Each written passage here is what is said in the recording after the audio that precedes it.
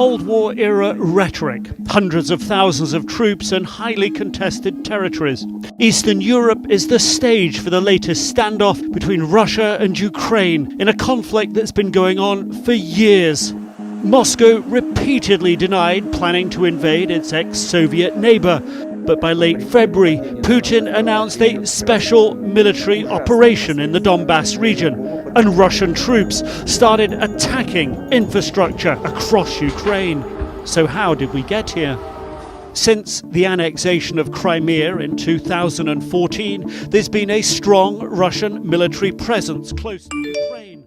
But signs of a potential invasion emerged in early 2021 with a visible military buildup. By November, the Ukrainian Defense Ministry estimated 90,000 Russian troops were located near the border.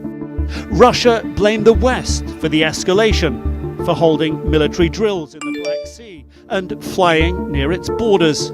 В данной ситуации мы предпринимаем адекватные военно-технические меры, но, повторю, не мы кому-то угрожаем. In December, US intelligence claimed Russia could begin a military offensive by early 2022. Russia then presented its security demands to the West, including guarantees against NATO expanding further east and not allowing Ukraine to join the alliance. This was rejected, with Europe and the US saying Ukraine is free to decide its own path. Our perspective, I can't be more clear.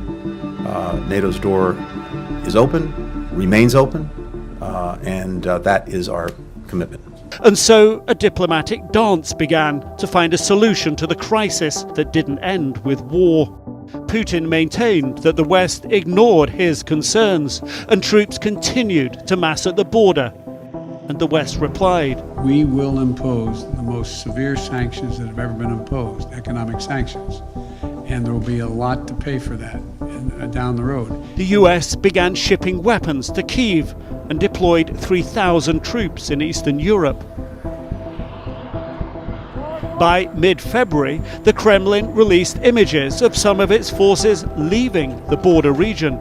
But US intelligence maintained Russia was actually building up its forces there. Invasion, they claimed, was imminent. There are signs from Moscow that diplomacy could continue, but so far we have not seen any sign of withdrawal or de-escalation.